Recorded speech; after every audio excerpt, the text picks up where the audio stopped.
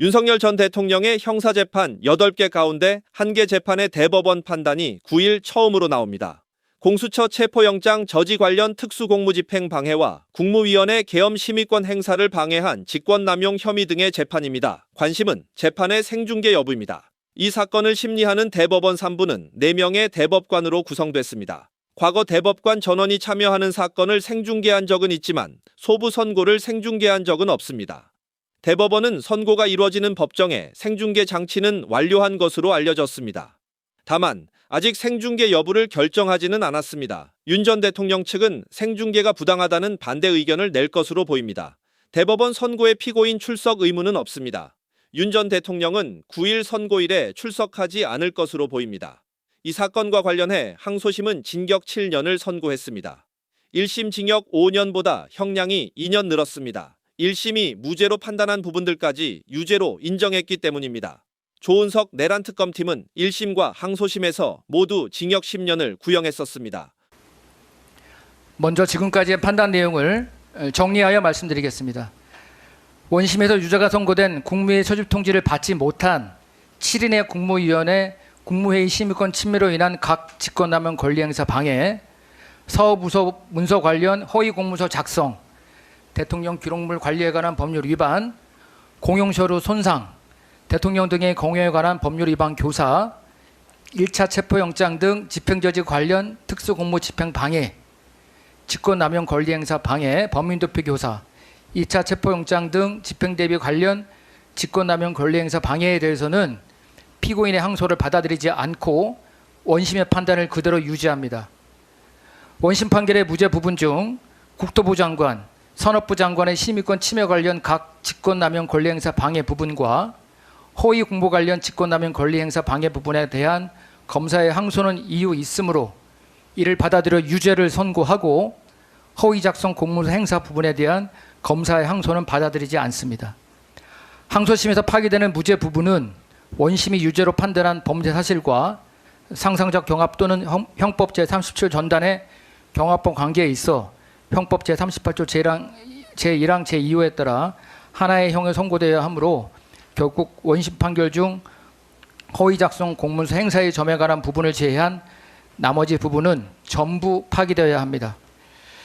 따라서 관여 법관의 일치된 의견으로 원심 법관의 유죄 부분과 무죄 부분 중 허위 작성 공문서 행사의 점을 제외한 이유무죄를 포함한 나머지 부분을 파기하고 변론을 거쳐 이 사건 공소사실 중 원심의 무죄 판단 부분을 유지하는 부분인 허위 작성 공문서 행사의 점 및 이유무죄로 판단하는 김모 부장과의 공모 부분을 제외한 나머지 공소사실에 대해 유죄로 판결하며 원심 판결의 무죄 부분 중 허위 작성 공문서 행사의 점에 대한 검사의 항소를 기각합니다.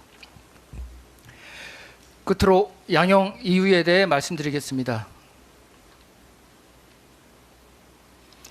먼저 피고인에 대한 양형을 고려함에 있어 유리한 사정을 살펴보면 피고인은 현재까지 형사처벌을 받은 전력이 없습니다.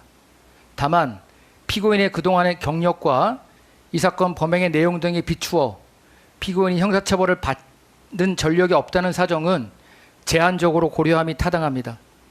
그리고 이 사건 각 범행 중 허위 공문서 작성, 대통령 기록물 관리에 관한 법률 위반 및 공용서류 손상의 범행의 경우 피고인이 적극적으로 범행을 주도했다고 보기는 어렵고 대통령 경호법 위반죄의 경우 이 사건 비화폰의 통화 기록 등에 대한 수사기관의 접근이 제한되는 등 사법장용을 방해하는 결과가 실제로 발생하지 않은 사정 등도 있습니다. 그러나 피고인의 이 사건 범행은 다음과 같은 이유에서 그 책임이 무겁다고 보아야 합니다. 헌법은 비상계엄 선포에 앞서 국무회의 심의를 거치도록 하고 비상계엄 선포라는 대통령의 국법상 행위의 방식으로 문서주의와 부서제도를 정하고 있는데 이 사건 각 범행 중 국무회의 심의권 침해 관련 직권남용 권리행사 방해 범행 및 비상계엄 선포 절차의 하자 은폐를 위한 사업부서 관련 범행은 이러한 절차를 위반한 것으로서 그 자체로 헌법 위반에도 해당하므로 그 위법의 정도가 크다고 보아야 합니다. 허위 피지 관련 직권남용 권리행사 방해 범행은 이 사건 비상계엄 선포 과정에서 저질러진 피고인의 잘못을 은폐하는 것은 물론 비상계엄 선포의 적법성에 관한 잘못된 정보를 외신에 제공함으로써 국제사회에서 대한민국의 신인도 및 국민의 알 권리에도 부정적인 영향을 미칠 수 있는 행위에 해당하여 그 비난의 정도가 가볍다고 볼 수 없습니다. 비화폰 정보를 수사기관이 볼 수 없도록 교사하고 두 차례에 걸친 체포영장 등의 집행과 관련한 범행은 피고인에 대한 수사가 개시되자 이로 인한 법적 책임을 회피하기 위한 목적에서 이루어진 것으로서 그 죄질이 나쁘고 당시 피고인이 체포영장 등 집행지휘의 명분으로 삼았던 공수처의 수사권 및 영장 발부 법원의 관할권 등은 모두 이유 없으므로 피고인은 당시 아무런 정당한 이유 없이 체포영장 등 집행을 거부하기 위하여 이 사건 범행을 저질렀다고 볼 수밖에 없습니다. 설령 수사권 등의 의문이 있다 하더라도 법적 테두리 내에서 이를 해결해야 함에도 물리력을 동원하여 법원이 발부한 영장 집행을 저지하려 한 것은 법치주의 원칙에 비추어 허용될 수 없습니다. 특히 1차 체포영장 등 집행 저지와 관련하여 이는 자신의 영향력 하에 있는 경호처 소속 공무원들로 하여금 공수처 검사 등의 영장 집행에 관한 정당한 공무 집행을 방해하도록 한 것으로서 국가공무원인 경호처 소속 공무원들에게 위법한 지시를 하여 자신의 보호를 위한 사병과 같이 사용하려고 한 것일 뿐만 아니라 또 다른 국가공무원들인 공수처 검사들과 물리적 충돌을 야기할 우려까지 초래하는 등 범행의 동기 및 그 결과에 있어서 비난 가능성이 크다고 보아야 합니다. 피고인은 앞서 본 바와 같이 체포영장 등의 집행을 거부한 사유들을 포함하여 이 사건 범행 전체에 대하여 수사기관 이래 항소심에 이르기까지 같은 주장을 반복하며 자신의 책임을 회피하려고 하는 등 범행 후의 정황도 양형에 불리한 요소로 판단되어야 합니다. 특히 피고인은 이 사건 각 범행 당시 현직 대통령으로서 헌법을 준수하고 국가를 보위하며 국민의 자유와 권리를 증진을 위하여 노력해야 할 막중한 책임을 부담하였음에도 불구하고 이 사건 비상계엄 선포 이후 저지른 이 사건 범행으로 인하여 사회적 혼란을 더욱 가중시키는 등 대통령으로서의 책무를 저버린 것으로 볼 수밖에 없습니다. 이러한 점을 종합하면 피고인의 책임이 중하다고 볼 수밖에 없으므로 이에 상응하는 처벌이 불가피하다고 보입니다.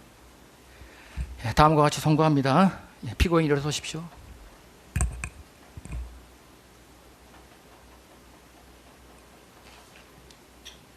주문. 원심 판결의 유죄 부분과 무죄 부분 중 허위 작성 공문서 행사의 점을 제외한 나머지 부분, 이유 무죄 부분을 포함하여 파기한다. 피고인을 징역 7년에 처한다. 원심 판결 무죄 부분 중 허위 작성 공문서 행사의 점에 관한 검사의 항소를 기각한다. 오늘 선고한 판결에 불복이 있으면 오늘로부터 7일 안에 대법원에 상고할 수 있고 상고장은 이 법원에 제출해야 합니다. 구치소에 있는 동안은 구치소장에 제출하여